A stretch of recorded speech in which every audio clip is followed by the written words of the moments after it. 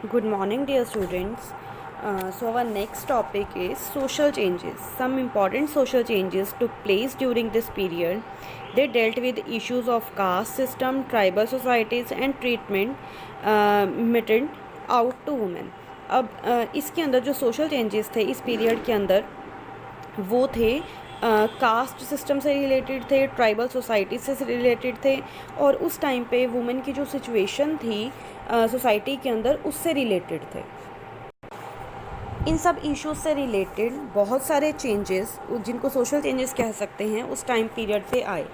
Wide spread reforms movements were led by social reformers such as Raja Ram Mohan Roy, Dayanand Saraswati and Ishwar Chandra Vidyasagar. बहुत सारी जो reform movements थी, मतलब समाज के अंदर जो भी, सोसाइटी के अंदर जो भी गलत चीज़ें थी उनके लिए लोगों को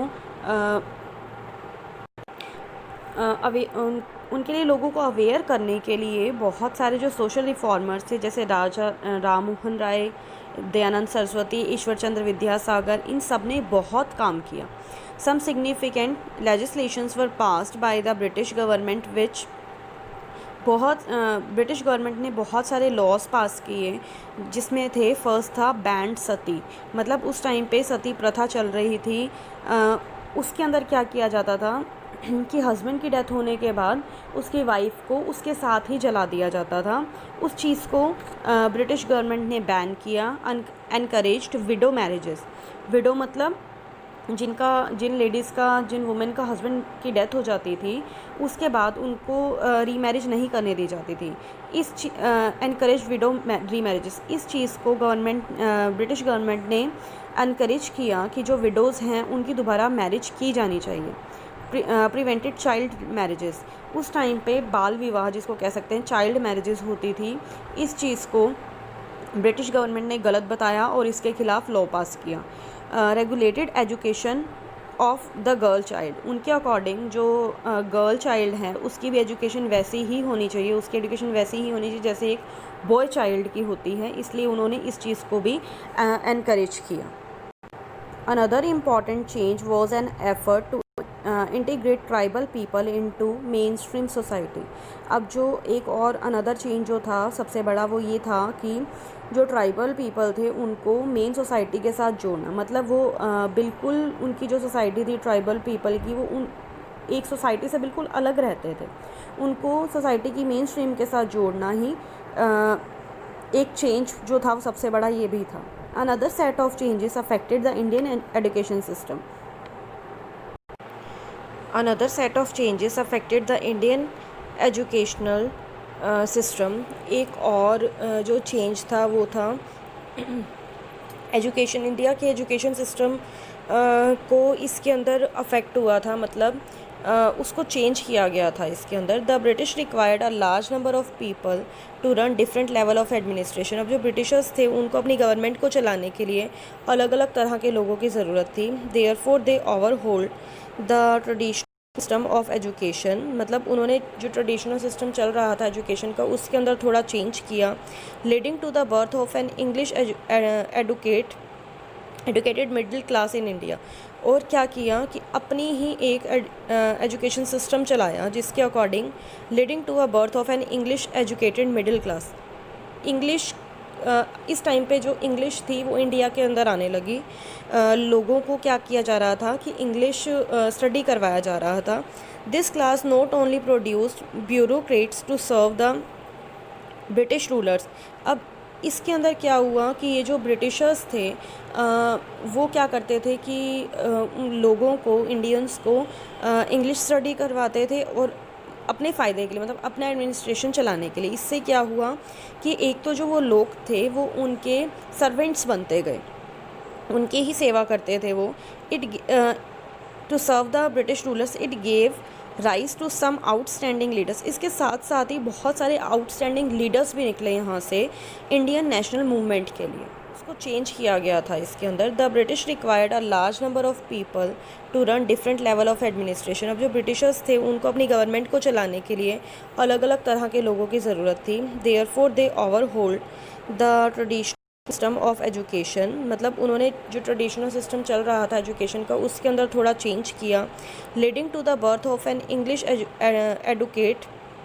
educated middle class in India.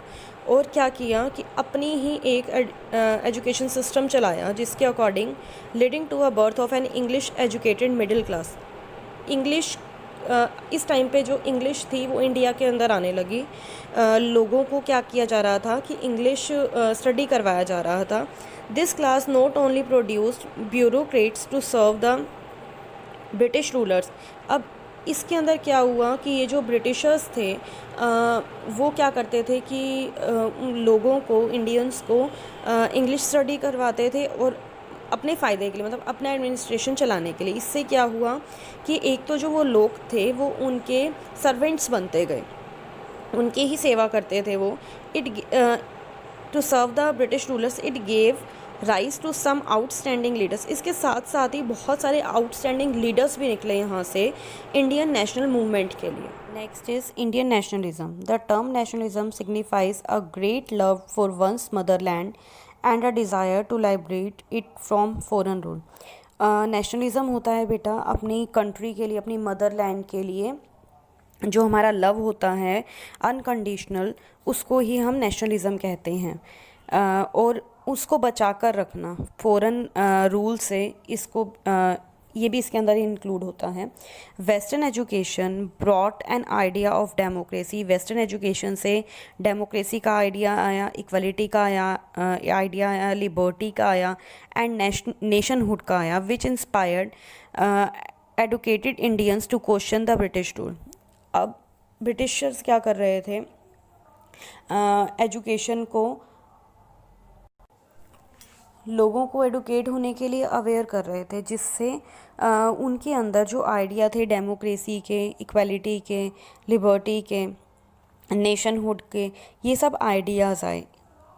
इसलिए ब्रिटिशर्स के ऊपर भी एक क्वेश्चन अराइज हो गया कि ये जो हमारी कंट्री, इंडियंस ये सोचने लगे कि ये हमारी कंट्री पर रूल क्यों कर रहे हैं।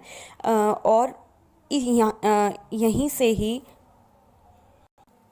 ब्रिटिशर्स को भारत से निकालने की एक नेशनल मूवमेंट स्टार्ट हुई। The educated Indians felt that it was the right of Indians to determine the matter in which they should be govern. अब एजुकेटेड जो इंडियंस थे उन्होंने ये फेल्ट किया कि हमारी जो गवर्नमेंट है वो कैसी होनी चाहिए, ये हम खुद भी डिसाइड कर सकते हैं।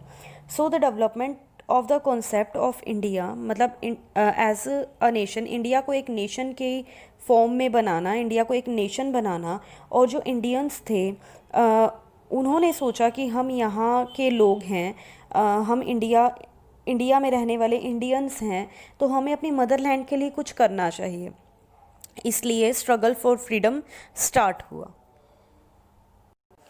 मीन्स धीरे धीरे जो ब्रिटिशर्स ने अपना एजुकेशन सिस्टम चलाया था, लोग उसी से ही अवेयर हुए, उसी से ही उनको ये लगा कि हमें, मतलब जो ब्रिटिशर्स हैं वो हमारी कंट्री के अंदर रूल कर रहे हैं, तो वो क्यों रूल कर रहे हैं, जो गवर्नमेंट है वहाँ इंडिया की वो हमारे अकॉर्डिंग चलनी चाहिए, बिकॉज़ हम इस कंट्री के अंदर रहते हैं। इसीलिए धीरे धीरे इंडियंस ने ब्रिटिशर्स के ख़िलाफ़ एक स्ट्रगल स्टार्ट किया। फ्रीडम का स्ट्रगल था, जो एक फ्रीडम का स्ट्रगल था। And memos that moved from one branch of the administration to another in early 19th century can still be read at the archives।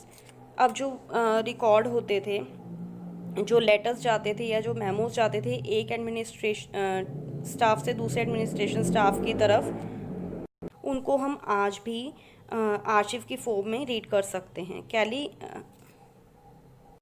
Calligraphers carefully copied out these documents, and with the spread of printing, several copies were printed and handed over to each government department। अब जो calligraphers होते थे, जो मतलब hand writing match करते हैं, उन्होंने इस हैंड राइटिंग को अच्छे से मैच करके इसको प्रिंट करवा कर इनकी अलग अलग कॉपीज़ बनवाई और हर एक गवर्नमेंट डिपार्टमेंट को दी गई। Sources of modern Indian history. The modern period of Indian history can be reconstructed using a large number of sources, including written record in English and regional languages. These include both administrative and non-administrative sources. अब इसमें ये बताया गया है कि जो written records हैं जो इंग्लिश लैंग्वेज में या किसी और लैंग्वेज में रिटन राइट किए गए हैं, उनको लेकर हम मॉडर्न पीरियड को दोबारा रिकंस्ट्रक्ट कर सकते हैं. These include both administrative and non administrative sources. इसके अंदर एडमिनिस्ट्रेटिव सोर्सेज भी हैं एंड नॉन एडमिनिस्ट्रेटिव सोर्सेज भी. मतलब एडमिनिस्ट्रेशन को गवर्नमेंट कैसे चलाना चाहिए. एडमिनिस्ट्रेशन होता है किसी व्यवस्था को, किसी ऑर्गेनाइजेशन को कैसे चलाना चाहिए.